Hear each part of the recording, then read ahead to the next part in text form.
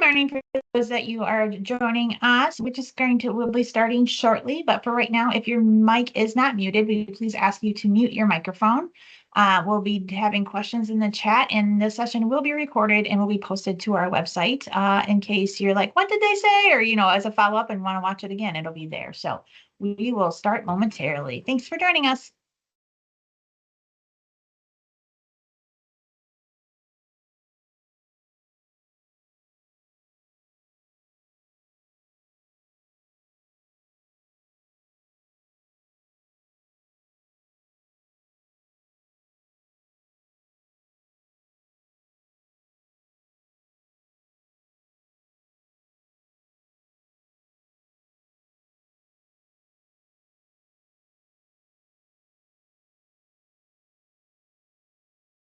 Good morning, everybody. It is 10 o'clock, but we are still letting folks in from the waiting room. So for right now, we're just going to wait a little bit until things slow down. Right now, we do have about, we still have a few more people who is registered to sign up who attended. So we'll just give it another minute or two to start. As the screen says, please remember to mute your mics if they're not already muted. We'll be asking questions today in the chat, and the session will be recorded. Thank you so much for joining us.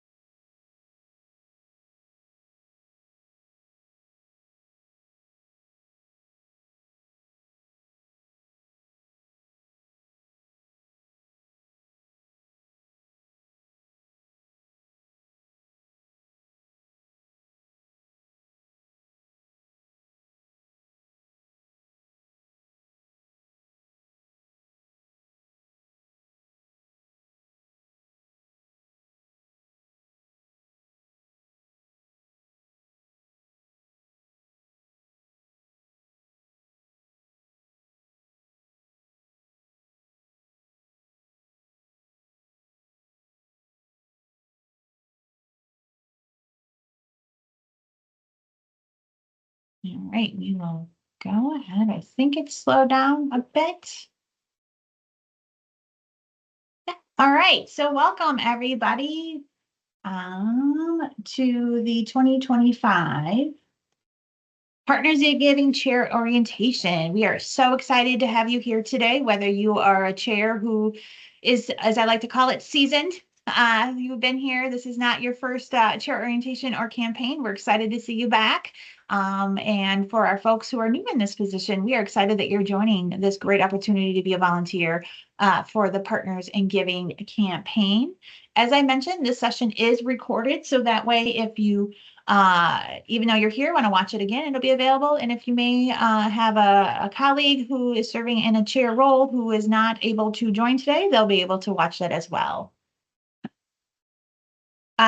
Here is our agenda for the day. We've covered the welcome. We'll go over and introduce ourselves, who's part of the Training and Outreach Committee. We'll be talking about general campaign overview, some logistics of the campaign. We have some save the dates, and then we have our Q&A section at the end.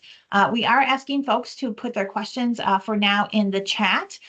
We have a lovely group of people behind the scenes. You can see all their lovely faces right now, who will be monitoring the chat and answering questions, but then we'll also have the opportunity of the Q&A at the end as well to answer any outstanding questions. So the Training and Outreach Committee the Partners in Giving campaign does put on this orientation in addition to the volunteer training sessions in the mid-year campaign. I'm lucky enough to co-chair this committee this year. Stepping back into this role, Lindsay Johnson and myself, we had done this for a number of years and then had a couple other folks serve as co-chair, but we're stepping back in just at a little bit of a transition. And then we also co-chair the administrative board, and we'll talk a little bit about that, what the overview of the campaign is when we get there. But we don't do this alone. We have a lovely, lovely Training and Outreach Committee. Most members are here today, and as I said, you can see their smiling faces, and they can all wave, and they do represent both the state side, hey guys, yay, and the universities of Wisconsin. In addition to, we have members of some of our umbrella reps who are part of of the Partners in Giving Training and Outreach Committee as well. We do have other standing committees. If you're looking to partake in volunteering a bit more than just a chair role, they're more than welcome to volunteer for one of the committees. And we also always welcome you on TNO here. Okay, also part of our team is our loan executive, Jackie Ruggles, and we're going to let her talk about here a little bit about her role and how she can help and support each and every one of us during this campaign. So Jackie, take it away. Thank you, Tammy, and I'm happy to be here today. Just for you that don't know me, I would be considered a seasoned loan executive. I worked on this campaign for 20 plus years in a different capacity, but what I can help you do is set goals and build a campaign plan. I can facilitate any special events that you might have. I can secure speakers, provide materials. I can share communication templates. I can answer any kind of pledging and reporting questions, and I can help you deliver the message. And we're going to get into a lot of the details. How do you go about securing materials and speaker request forms as the orientation proceeds. But please know I'm here to help all of you have a great campaign. All right. Thank you so much, Jackie. Yes. Yes. As Jackie and I call ourselves, we're very seasoned, extra seasoned. Actually, just a funny story. Right? Yeah, I had this, I would say this woman who was, well, she did tell me very proudly that she was in her 90s and, at an event and she said, called herself old. I said, oh, no, I say we're seasoned, at this age. And she goes, well, then I'm everything seasoned. Okay. All right. So what is the Partners in Giving campaign? It is a workplace campaign that's a once a year volunteer driven campaign through the state of Wisconsin, the universities of Wisconsin, and UW Health employees over the entire state of Wisconsin. And that may be new for some of you to hear the entire state because this year, under the direction of the Department of Administration's Secretary's office, is that previously in the state, we had 3 employee combined campaigns. Last year, Milwaukee, Waukesha, and Dane County were combined. And now this year, we are all 72 counties in the state of Wisconsin. So we are very graciously able to say one combined campaign. And you'll also hear me say, instead of saying like the University of Wisconsin-Madison, I'll be saying the Universities of Wisconsin, since that's our overarching name for the University of Wisconsin system. Since its inception, our campaign in 1973 has raised nearly $90 million for charities causes. Last year alone, we raised $1.9 million, which is amazing. And we're keeping things going and consistent, even though we know things are a little tighter and have been a little tighter for various reasons. Yes, somebody clapped their hands at it. That is fantastic how well we did last year. And I will admit we'll probably continue to do this year. And it's a lot of that has to do with all the volunteers that are part of this campaign. This campaign includes more than 400 charities participating under 11 umbrella organizations, providing a wide range of services. I always have said for the 15 plus years I've been involved with this campaign, that and when we used to be in person and have a paper booklet of all the charities, it was reminded me of back in the day when we had the Sears Christmas catalog and you could go through it and find your favorite things. And there's something for everybody that participates in this campaign. Each of the 11 participating umbrellas, organizations, and their associated charities must meet rigorous eligibility requirements set by the state and obtain approval through our eligibility committee and at the Secretary of the Department of Administration. So just to talk a little bit more about how we are organized in the campaign, as I said, it's all headed under the Department of Administration Secretary's office, and then we're one campaign. So if you've seen this chart before, we've went from 3 green blocks to 1. Then there's the different committees, eligibility, training and outreach, this committee, we have a marketing committee, we have a state coordinating committee, we have a universities coordinating committee, a technology committee, and then our umbrella groups.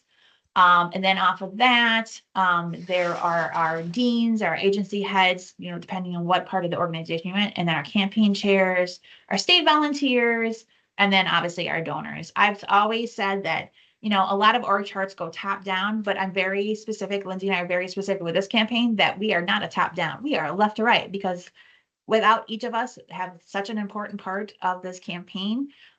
You know, if one of us falls off for one of our committees, we're not going to have as a successful campaign. So we are all in this together.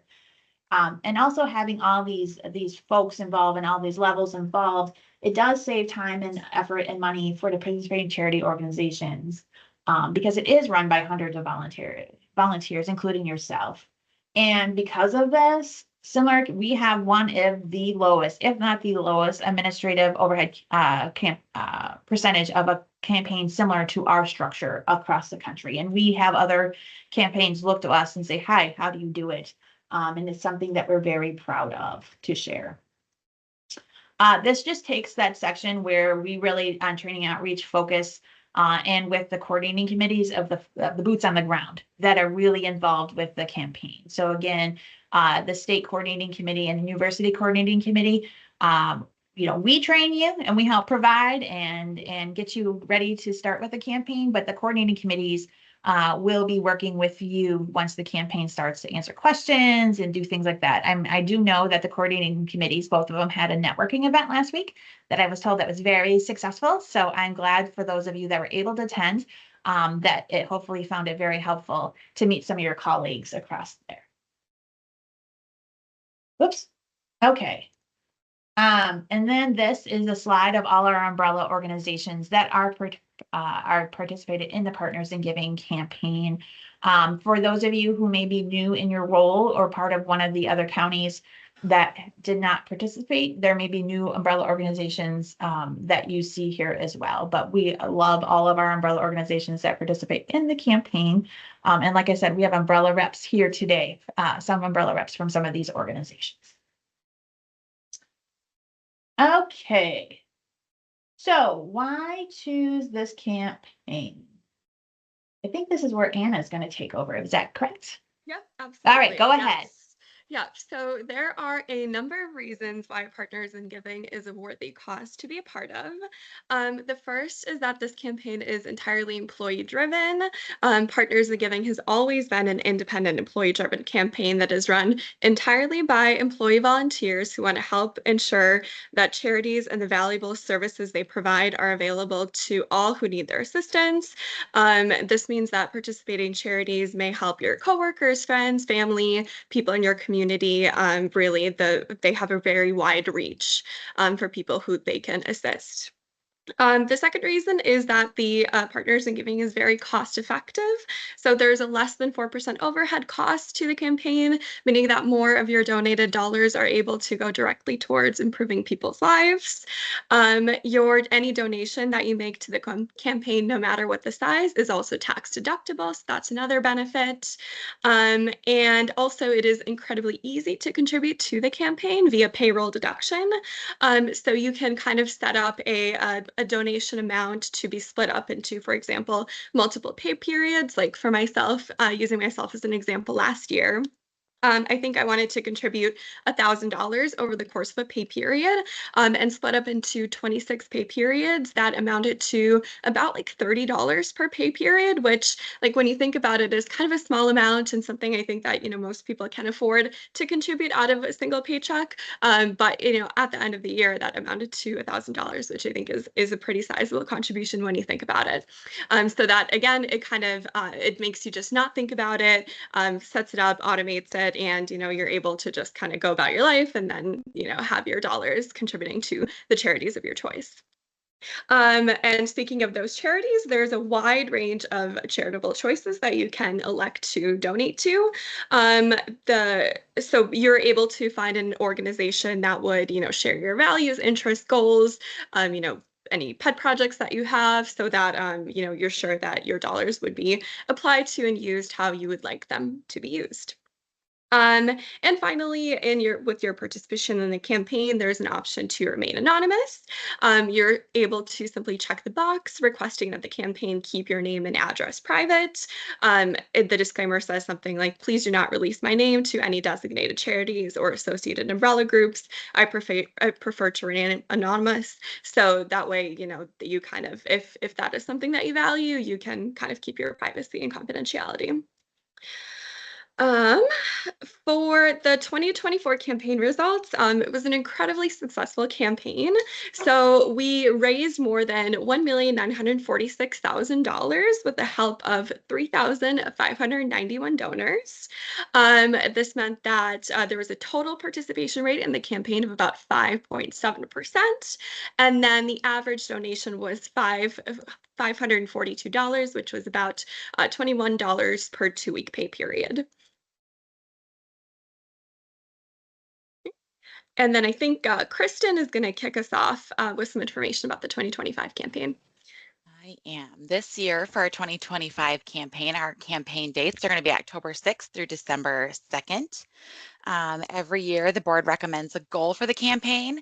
This year, the recommendation is to try to keep pace with last year's participation in donor giving. There's lots of ways that we can help instill that pace-keeping track if we're doing it right.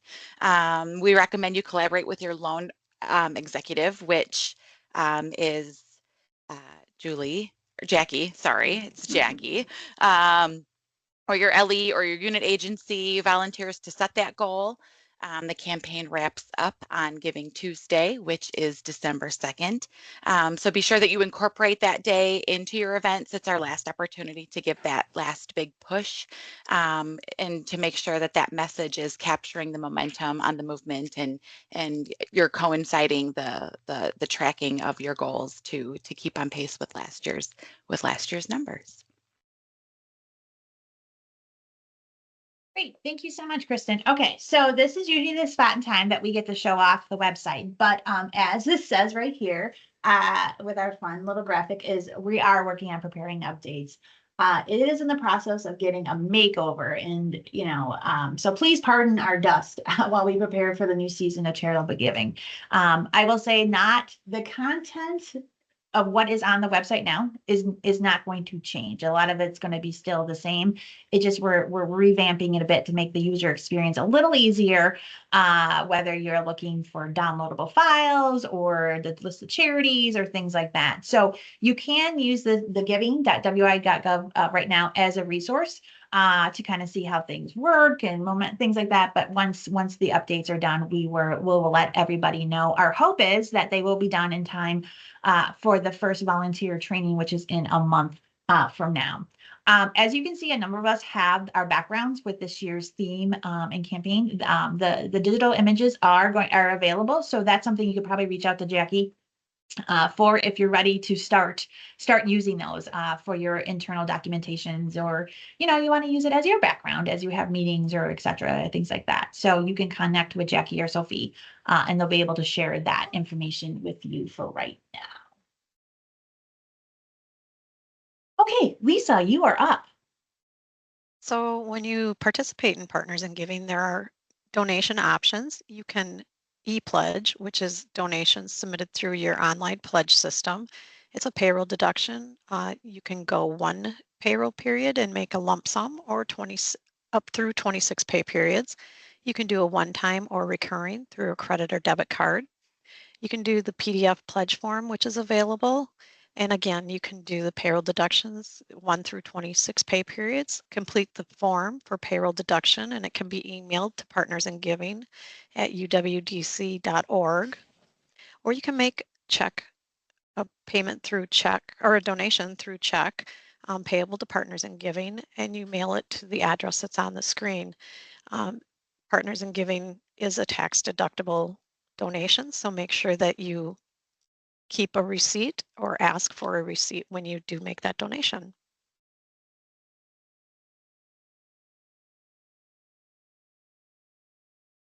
Is mine too, Tamara? No, it's mine. Sorry. Okay. I was trying to hit unmute. Oh, that's okay. Okay. So e-pledge access for this year is UW-Madison and UW-Montgomery will be using single sign-on by using our net IDs. Additional University of Wisconsin location, we are still finalizing how we'll be setting that up. For those of you who aren't familiar with how the single sign-on works, at least I can speak to the UW side, is that we do have to coordinate with the IT folks and getting access and security. And for those of you who are in the midst of workday with me and the others from UW, we're making our way through. So do know though that if we don't have the single sign-on availability, there will be ways for folks at the other universities to be able to participate through ePledge. For state agency, for those that are primarily using the IAM accounts, you'll be able to use that again. I do know are some state agencies that don't use that system, and we have processes set up for that. And if you are one of those agencies that and you're unsure about that, that's where you can connect with Lindsay or Sophie or Jackie, and we will get you that correct information. For UW Health folks, an email will be sent with your login information.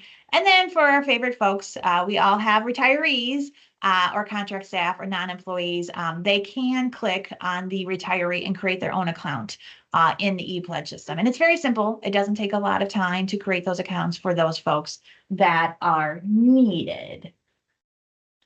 All right, we're going to go now to Sophie, I believe, to talk about the special event donations.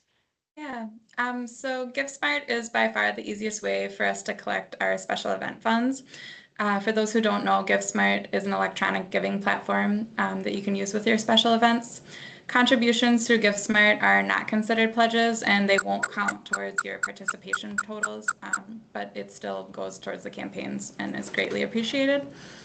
Using GiveSmart is very simple. The donor will either need to enter some basic information about their workplace and the event that they're participating in, such as their unit or agency, and then they'll be prompted to select their payment method. So either myself or Jackie will be able to share GiveSmart reports with you regularly. Just reach out to us via email and we're happy to provide them. So while GiveSmart is the preferred method for collecting event funds, we do still accept cash and check payments as well. However, this will just require a little bit of extra tracking for those who are hosting the event. So if you do have cash or check from special events, we just ask that you reach out to arrange a collection date as soon as the event has concluded and your funds have been documented. So then we can go ahead and get them processed and added to your total. You can reach out to your loan executive, Jackie Ruggles, to coordinate pickup for all special event funds, as well as paper pledge forms. Jackie's email is jackie.ruggles@uwdc.org.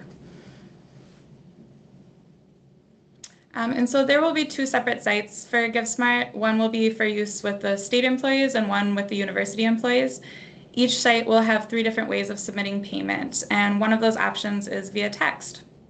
State employees will text Giving State to 41444, and university employees will text Giving UW to 41444. We also have QR codes that will be available soon for folks to print and you can scan, really easy to use. Or there's also a link that you can share out via email or your intranet.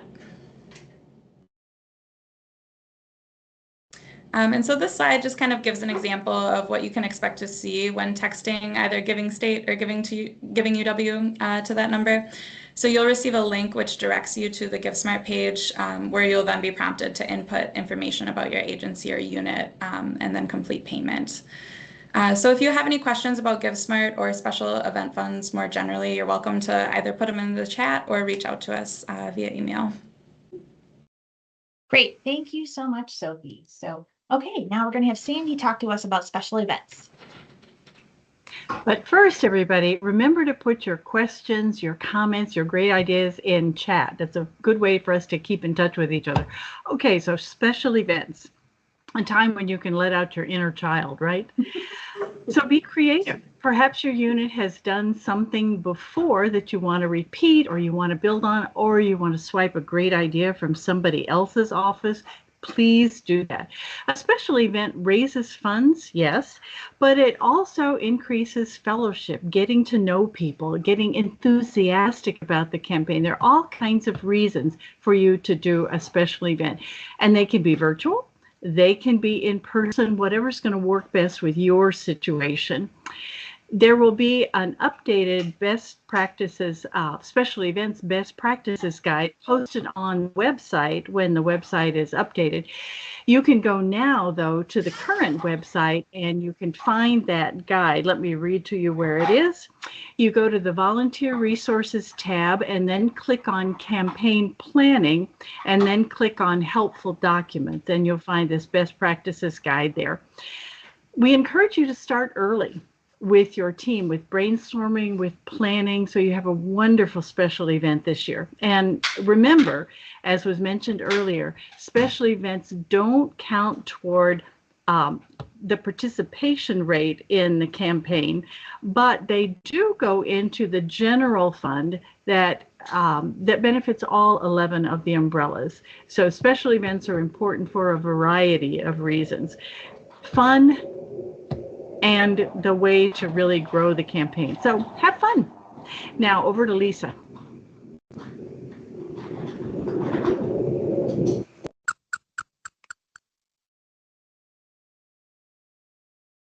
So some of the things to remember with the Training and Outreach Committee, we ask that you make the personal ask. When you're doing special events or you have questions, just ask. That always helps. The personal touch always makes a difference. Every little bit helps, absolutely. Anybody who wants to make a donation or sign up and do a payroll deduction, everything helps. $1 per pay period can help a family with their food. I forget the exact amount, but it can provide meals for a family. You don't think it can, but it does. Keep communication with your team and with your agency or your work units continuous. Let them know how the campaign's going. Let them know what the next event is. Let them know how the previous event went. Let them know what our participation rate is, where we were last year at that time. It always helps. Use your volunteers in your committee to help facilitate and to promote the campaign.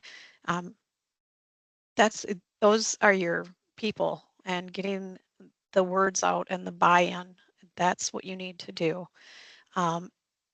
Absolutely use the website as a resource. There is so much out there. There are letters out there that you can submit out to people for asking for donations. Share the well, I just saw someone on the Training and Outreach. She just put a message in there in the chat. There are thank you letters out there for anybody who has given you a donation. The training materials are there. Use them. Kristen said, if you are, I'm sorry, if you're sharing a reason why you give to someone you work with, that's so important. It truly is. Why I give is going to be different than why your coworker gives. And, sharing those experiences and the reasons why is really important. So communicate that. When you're doing a special event, make sure that you have your computer and your information down there so that someone can actually see how to donate and how easy it is. I know for our agency, our secretary did a video of why it's so important to him that people consider doing the Partners in Giving campaign. And he also had us do a video on how easy the process is to log in and to actually donate. And so it's really important to have the buy-in from upper management. Make sure that you lean on our loan executive. Jackie is an amazing, amazing resource. So make sure that you do that. And allow her time to respond. GiveSmart. That is the easiest, most effective way to get the money for special events to the campaign. Use it. Again, Jackie will come and pick up cash, but that is the easiest way, and then you can track everything.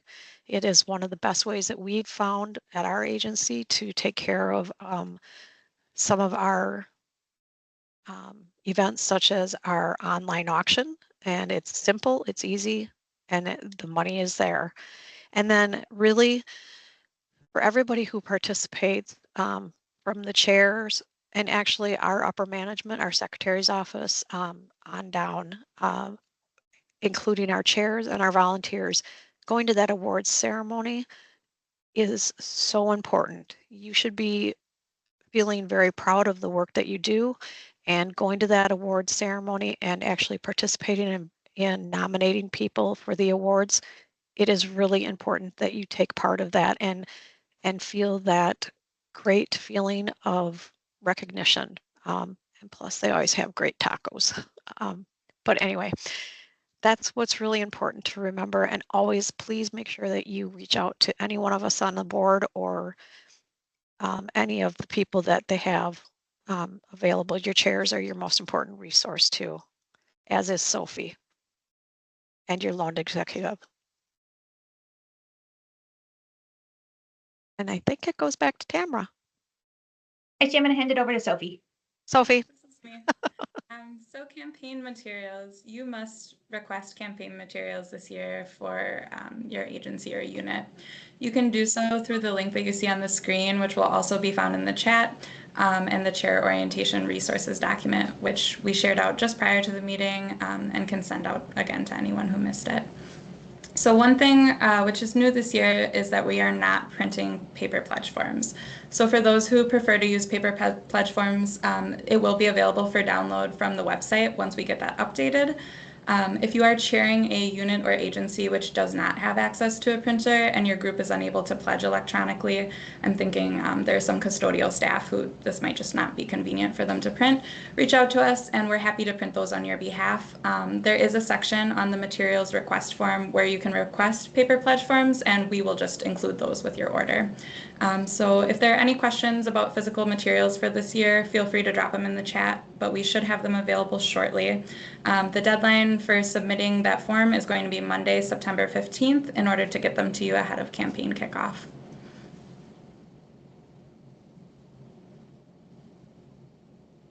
Okay, thank you so much, Sophie. All right, so a few save the dates before we talk about what to do after today and open it up for questions. Okay, virtual volunteer trainings. As I mentioned, there's going to be one. The first one's going to be in about a month. It's going to be on Wednesday, September 10th from 10 to 11:30. The next one will be Tuesday, September 23rd from 1:30 to 3. And the last one will be Thursday, October 9th from 9:30 to 11. No worries, we are going to record at least one of these sessions that we also will post online, that if you are unable to attend one of those dates, we'll be able to view it. Or as I always say, if you want to watch something again to either relearn or listen for a different idea, it'll be available for you to do that as well. As Sophie just mentioned, requested materials, the deadline for those is Monday, September 15th by end of day. I would say the sooner you know those things, the better to get that information out so we can plan accordingly. And the last save the date that we just want to remember is the midweek campaign or mid-campaign check-in will be Wednesday, November 5th from 1 to 2:30. That's something that Jackie and Jackie and the umbrellas will be putting together. If you haven't attended one of those before, what it is, it's an opportunity for us to kind of check in and go see how things are going, see what's working well, what's not working well, and what we can do to support each other through the rest of the official campaign period as needed. A lot of great ideas come from that check-in and from each other and go from there. So mark your calendars now. Okay, next slide. So what do you need to do after today? I'm going to go through this first, and then we're going to open it up to some Q&A questions. What do you do? Recruit volunteers. I always say you cannot be a one or a two-legged stool, three-legged stool, four-legged stool, five, better. The more people that you have to help, the better, more successful campaign that you will have. and you know what works best for you in regards to the numbers. If you're a smaller unit or agency, you maybe just need one buddy or two buddies to help you with that. If you're from a very large unit or agency, you may have a whole team to do that. And for our seasoned folks, that have been doing this, you may have returning volunteers, but if you're brand new and you're unsure, you can reach out to Jackie or Sophie or your coordinating committee members to find out what would work. As I mentioned, now for the third time, make sure you submit your request form by Monday, September 15th. Save those dates. For yourself and volunteers for virtual training. I should say you only need to attend one of the trainings. It's going to be the same material for all three. It's not a required that you attend all three. I think that was a question in one of the chat. And then the fourth item is set goals, determine strategies, plan special events, and promote the campaign. Sandy went through and Lisa talked about special events, and Lisa talked about what are it started out as like a top 10 list, like what we want you to remember, and making that ask is to me the most important to participate in this campaign. As I mentioned, and I think for folks that know, I've been pretty involved with this campaign for a lot of years. But I didn't know about this campaign my first year working here at UW, because our actual campaign chair at the time, this is really going to date me, stuffed my window envelope with my pledge form and the triplicate copies into our mailboxes. And I literally took it out and threw it away. I didn't even open it because there was not a note. There wasn't an ask. I had no idea what it was. And so just to show as an example why making that ask makes the most sense and has the biggest impact in my mind. So that's what you have to do. Okay, I think we have some questions in the chat that if my chat monitors want to read out, we can answer them, or if you have questions. If you don't want to put it in the chat, this is actually time you can unmute too and ask your question as well. So I will pause for a second. I think most of the questions in the chat have been answered, but we should probably go over again the difference between the special events and the special event donations and the pledge donations for participation. Yeah, absolutely. And we do talk about this pretty in depth in the training. So just to kind of give it a sneak preview is special events are just that, right? People gather and can participate, whatever your special event is. There is no pledge form needed to be filled out. If people are either using GiveSmart or they're dropping $1 in a bucket, whatever it is, it's all put into one big full amount. For the campaign, and it goes into the general campaign fund, which is then divided amongst our umbrella organizations. So it's not designated to a specific charity or an umbrella organization, where on a pledge form, you can, as an individual donor, select what charities or umbrellas, or you have the option of selecting two going to that undesignated fund as well, but you control and you can designate where that funds goes. Julie, did that answer that question that came up? I believe so, yeah. Great. Tammy, I'm going to jump in with a question of my own here. In the past, were we able to donate special event things to specific charities, or is that? There's a few, and this is in the training manual that is on the last year version's on the website, but with the updated version that I know Lisa and Julie, I believe, are working on very hard of updating. There's some specific guidelines and situations where you could. Sometimes it's in honor of something or somebody. Now, do I know things are happening out there that may not follow all those guidelines? Sure, it happens, right? But from a committee and a board perspective, those really should be separated out.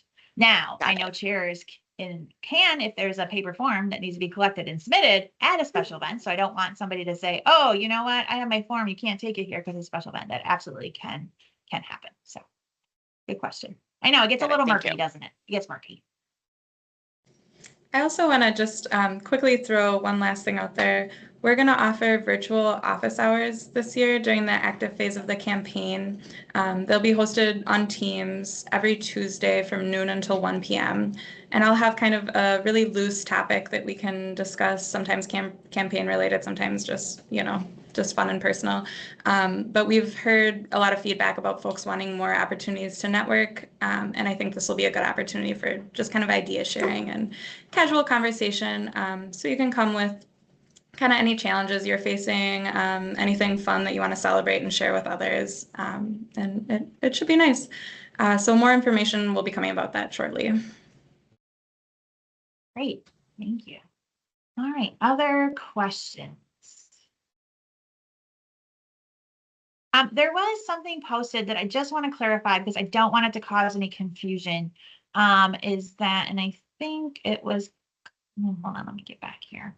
Oh yes, Colleen from one of our umbrella reps about anonymous gifts and anonymous donors you will not receive. I want to make sure that is not a Partners in Giving level. Folks that donate through the campaign will get their magnets and stuff like that. That is something that is not actually part of this Partners in Giving campaign. So I just want to make sure there's confusion that if people are checking the box not to share their information with the umbrella, which this campaign allows you to do, and we take very careful and somewhat of pride in that if folks just they want to participate but don't want to share that is totally okay. That you will still get the donor will still get their materials that we give out as part of somebody who participates in the campaign, because specifically that magnet would still come from their campaign chair. But beyond that, yeah, I just want to make sure that's very clear on that. So, can I jump in on that one? Yes, please. Just because I have personal experience with that from, I donate to the Ice Age Trail Alliance. Yeah. But in doing that, my husband and I still get the certificate for donating to them. And I don't not say I'm, I don't do it anonymously, not for that reason, because it just doesn't matter to me. But right. There may be some organizations that do have other gifts depending on the amount given if you do not put your name in anonymously. And that could be what Colleen is referring to. Right. Yep. Okay. Tammy, can you cover the constant contact question? I don't know what that question actually is referring to. Okay, that's fine. Just go ahead and ignore it. I don't know either. That's what I was trying to find out if you guys did, but I'll have to figure it out. Okay. Yeah. I'll talk to Janelle. Okay, sounds good.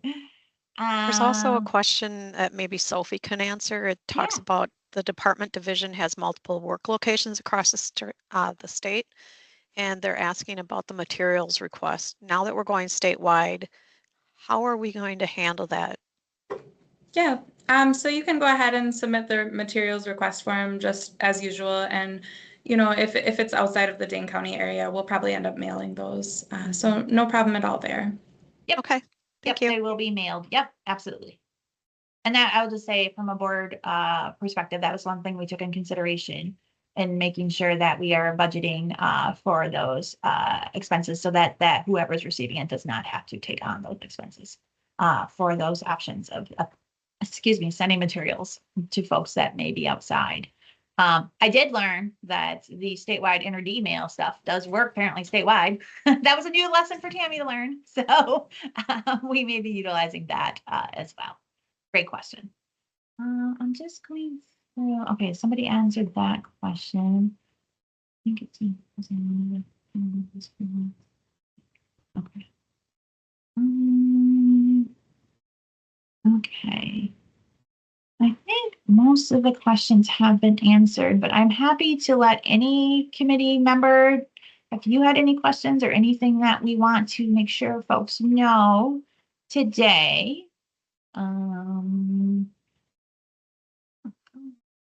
Checking. Okay.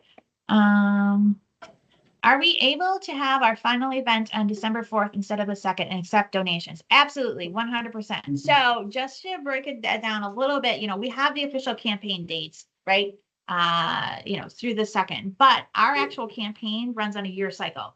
So it runs from May 16th through May 15th of the following year. So you could have events, you could collect donations, you know, all that stuff. The key date things to remember though is that our cutoff for our recognition events and some of those awards is December 31st, January 15th, somewhere around there. It varies. And so to be included in that particular thing, or when we give the big check, right? The big check's always the fun thing to do at the recognition event, is that there is a sort of a cutoff for that, but we can accept donations year round. I joke that sort of a number of years ago, you know, things would, when I was chairing here in engineering, you know, it would tailor off around the end of the campaign. And then all of a sudden, December 27th, I have checks showing up under my door, you know, that kind of thing. And we still took them and we got them counted and things like that. So, okay. And then the request to campaign materials be added to the chat. Yes. Sophie just added that. Yes. Yep. And, you know, in into December. Yep. That sounds good. There are some, I don't want to say rules, but some deadlines tied to the payroll deduction and when that starts out, especially if you're trying to go for the 26 pay periods throughout the year. And we always send that date out once we get a little closer to make sure that those forms are filled out. But it doesn't mean at some point, even if somebody signs up in January, that they can't get in the payroll. It just, they have that many less option pay periods, I guess, to be able to give.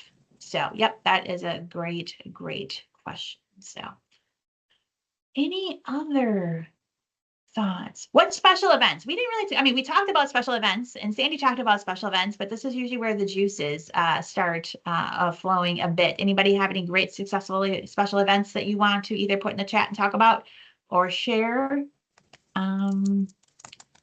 Question, are we able to track data for departments during the campaign period as far as numbered? Yes. And so that you'll be able to do in ePledge, and at the trainings, we'll go step by step, screen by screen, and show you how to see those reports to be able to track. That will include both ePledges and paper donations that come in. Great question.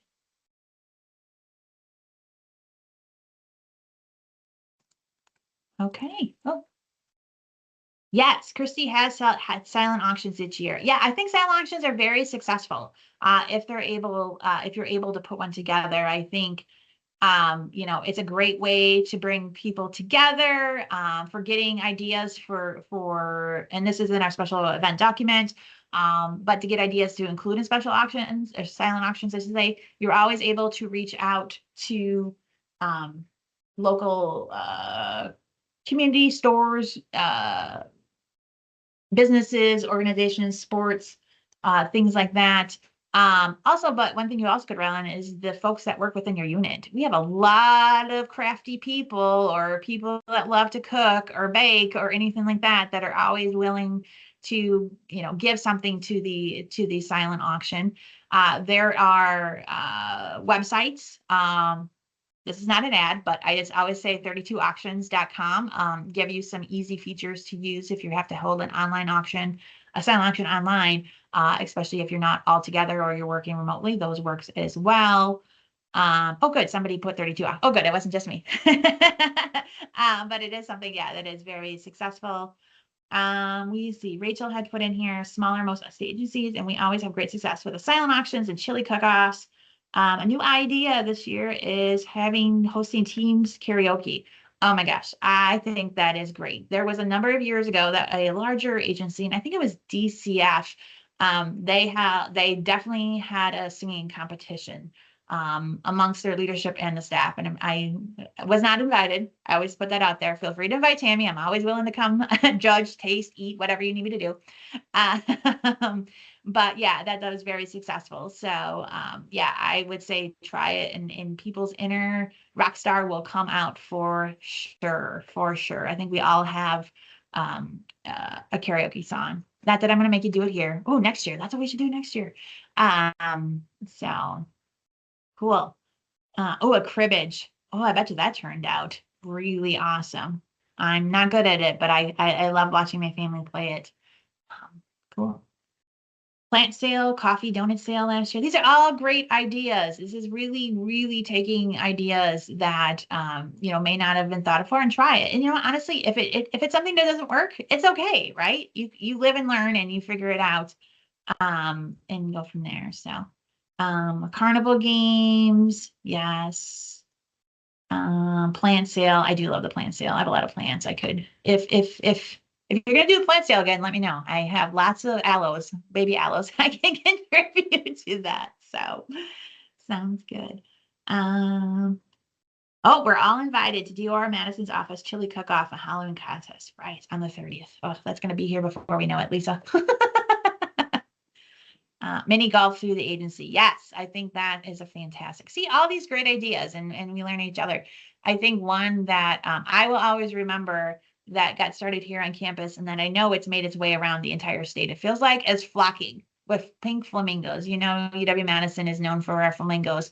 And so people started flocking each other's offices, and kind of how it is you pay to flock somebody, but then you can pay not to get flocked. It's the idea of that. And it's quite creative how many pink flamingos and different versions of pink flamingos and how some cubicles can get really flamingoed. And so that's one of an idea though that was definitely shared at a orientation or a training that people were like, oh my gosh, it's simple and easy. So, and we'll go from there. Cool. All right. Any other questions? Otherwise, I'm going to give you all some time back to go plan and think, recruit your volunteers, submit your forms. Okay. Well, Jackie just posted to reach out if you need any resources to help, and she will be in touch with you as well. We just want to say thank you as a training and outreach committee for coming to orientation, and we do wish you great success during your campaign, and we hope to see you all in training. So take care for now. Let us know if you have any questions as we go. Otherwise, we'll see you in September. Bye.